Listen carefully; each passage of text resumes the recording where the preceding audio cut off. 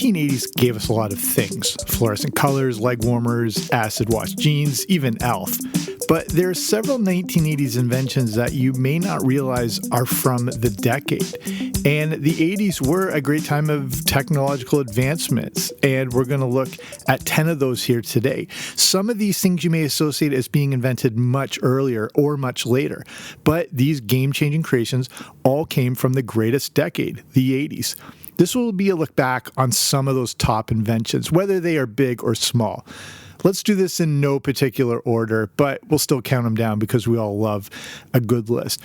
And before we start, if you haven't already, make sure you subscribe wherever you get your podcasts. And if you are a part of patreon.com, I just released a new movie review over there at the Everything 80s Movie Club, and we did 1987's The Lost Boys, and some amazing stuff looking at what the original ending of the movie was going to be, the first potential sequel, a lot of behind-the-scenes info and stuff like that. So if you haven't already checked your feed, have a look for that. But it's patreon.com/80s80s. I'll talk more about that at the end. Okay, let's get right to it.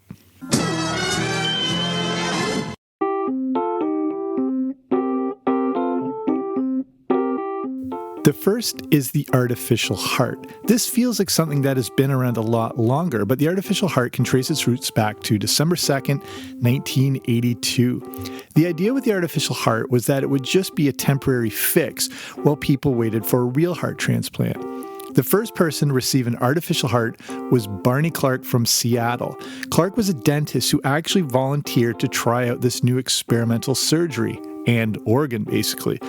The artificial heart was created by a man named Dr. Robert Jarvik, who created it at the University of Utah. Even though he created it, Jarvik was not the man to perform the surgery. That honor went to Dr. William DeVries. The artificial heart was called the Jarvik 7, which would also have been a great band name.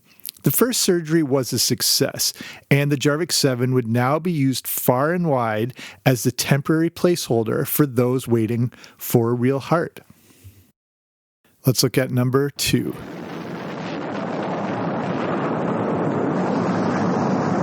Ladies and gentlemen, rock and roll.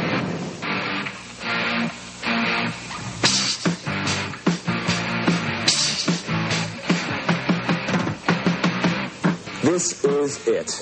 Welcome to MTV Music Television, the world's first 24-hour stereo video music channel. Just moments ago. Ladies and gentlemen, rock and roll. These were the words that started off the very first broadcast of MTV, and the future of pop culture would be changed forever. MTV debuted on August 1st, 1981, and the very first music video played was Video Killed the Radio Star by the Buggles. Music and pop culture were now changed forever. For the first time, bands and artists really had to think about the way they presented themselves visually. Before MTV, you just had to worry about tours and album sales, merchandise, but now there was this whole new visual medium. This was tough for some artists, as some were not exactly visually appealing. But what this new format did work for were British artists.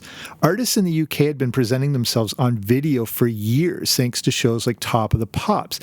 They knew the importance of appearance and production values and all of these things to display their music.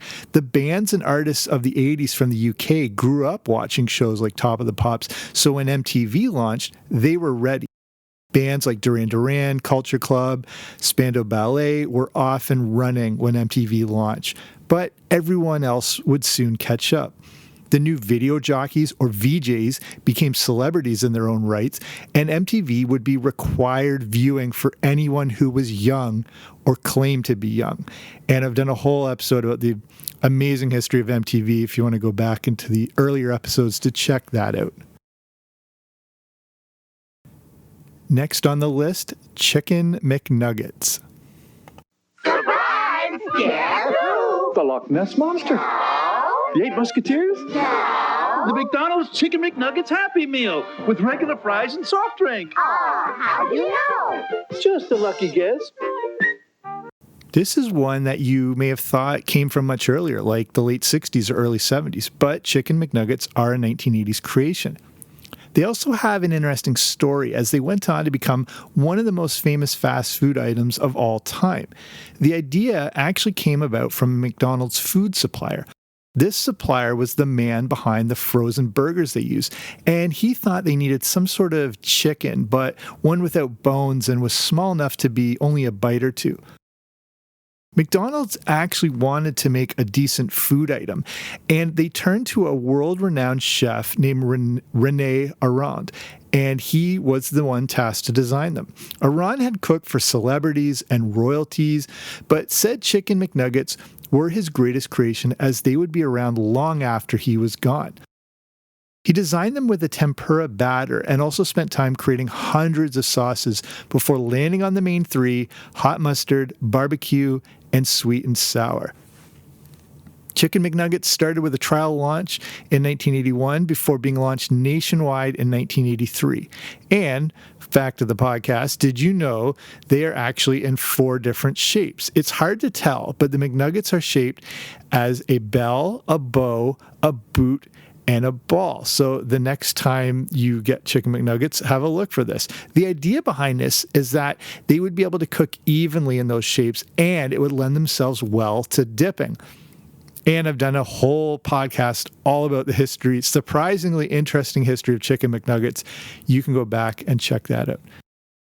The next invention from the 80s, DNA fingerprinting. This is another invention that you might have thought was created earlier. DNA fingerprinting came about in 1984 by a geneticist at the University of Leicester in England. Dr. Alec Jeffreys had been studying hereditary family diseases when he discovered that there were repetitive patterns of DNA in humans. He continued to further research this and found that there were variations between a person's DNA. Unless the person had an identical twin, the variations in human DNA could be used to identify a specific individual. Jeffreys called this new discovery genetic fingerprinting, and it didn't take long to put this new creation into action. Not long after Jeffreys created genetic fingerprinting, 2 murders took place right near the university. David had read in the local paper about research being done at the University of Leicester. Professor Alec Jeffreys had attached DNA from cells to photographic film. The result, each person's individual DNA could be read. David Baker contacted Professor Jeffreys to get Buckland's DNA tested. Nobody had ever attempted a crime scene DNA analysis, a real-life crime scene DNA analysis before. Would the test find the killer? Would Buckland's DNA match that found at the crime scene? At this point in the investigation, there were actually 2 suspects, and for the first time ever, genetic fingerprinting was able to exonerate one suspect and identify the real murderer. Number 5, the disposable camera.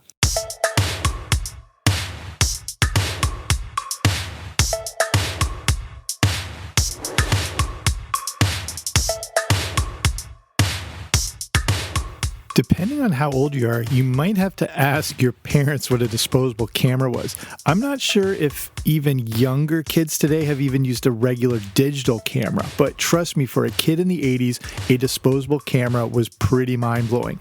The digital camera has now been around longer than we realize, and it quickly led to the demise of the disposable camera. But the concept of a one-time camera was a pretty great invention. These were the days where there was a lot of anxiety with taking pictures. You had no idea what your shot looked like, and the anticipation only built as you waited to get back your pictures from the developer. Young people, you do not understand what we went through here. The disposable camera came out later than you may realize. It was 1987. Photography leader Kodak introduced a 24-shot disposable camera called the Fling, which was also my nickname in high school. No one realized that there was a huge market for this, and Kodak paved the way. Then many other companies jumped on board. This is similar to how Kodak actually invented the digital camera, which ultimately led to their downfall. The Fling cost $6.95 when it was first released, and converted for today, it's around $16. Not too bad, honestly. If something like that was first released now, I could see it selling for a lot more. The incredible success of the disposable camera caused their sales to rise from $3 million in 1988 to $21.5 million in 1992. Okay, before we move on to number 6, let's take a quick break. Number 6, the Nintendo Game Boy. They said it wasn't humanly possible. All the power and excitement of Nintendo right in the palm of your hand. Introducing Game Boy. It's portable, it's in stereo, and its games are interchangeable. Game Boy comes complete with batteries and the outrageous new game Tetris. And for head-to-head competition, use Video Link and blow your opponent away. Game Boy, only from Nintendo. Now you're playing with power, portable power. Many think of the Game Boy as a 90s creation, but it makes the cut coming in during 1989. It's hard to distinguish if the Game Boy is a toy or a video game, but ultimately it's probably a bit of both. We had portable video games before, and I've done big shows about this, especially the Nintendo Game & Watch, which was really one of the most important inventions in the history of video games, if you want to go back and check that out. But the Game Boy was like taking your NES everywhere you went. The NES had changed the landscape of video games forever, and they struck while the iron was hot in 1989. Even though it was black and white, kids didn't seem to mind. The big feature that came with it was the familiar Nintendo control pad built right into the Game Boy. The big thing that helped launch the Game Boy into the stratosphere was the inclusion of the incredibly successful Tetris. This drove the early success of the new handheld console. The Game Boy first came out in Japan in April of 1989 before being released in North America in July of that same year. The Game Boy would sell 40,000 units in its first day, and it was often running to being the hottest selling toy of Christmas and that year. Number 7, the personal computer.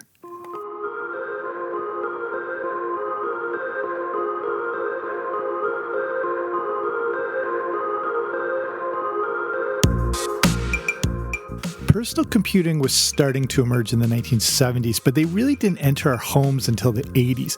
The big reason for this was they started to shrink in size, and you didn't need an entire room of your house devoted to holding it. They also had some more computing power and were starting to relatively come down in price.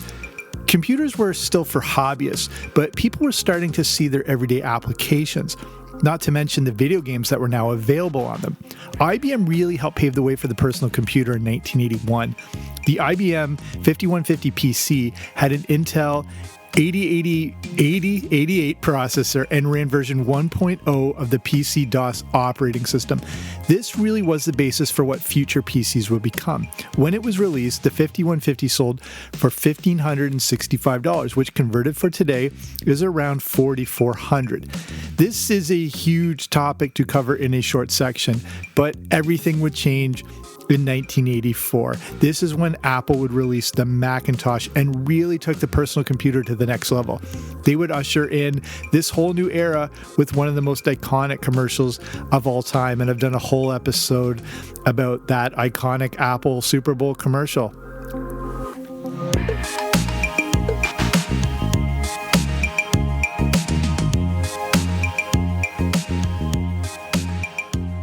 Number 8, the Walkman. Take a cassette out of its case, and most people just see an empty box. But Sony saw something quite different.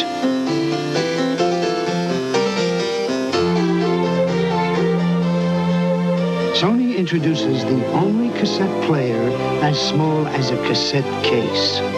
The incredible sounding Super Walkman. It's hard to emphasize what a big invention the Walkman was. For the first time, people were now able to take their music on the go, and the listening experience became much more personal. There had been portable transistor radios, but you were limited to whatever it was the stations were playing. With the Walkman, you now had complete control over what you listened to, and your music collection went everywhere you did. This would pave the way for the Discman and then the MP3 players of the future, including the iPod and then the iPhone. But it all started with the Walkman. It came about because the president of Sony wanted to be able to listen to his music while traveling. He only had a big TC-D5 cassette recorder to take with him, and that wasn't cutting it. He requested that a smaller device be created that was primarily used for playback. The first version they came up with was called the Pressman. It wasn't great, but it put in motion what would become the first Walkman. It wasn't called the Walkman, though, just yet. It was classified as the TPS-L2. In June of 1980, the TPSL-2 was going to be launched in America, but it needed a new name. They went back to that original Pressman, but swapped in the verb walk as a way to describe what it was for. An effective marketing campaign touted the new device for its individual benefits, and when it was launched, Sony hoped to sell 5,000 units a month. They sold 50,000 in its first 2 months. Number 9, the Motorola Dynatac 8000X. You would know this better as the first true commercial mobile phone.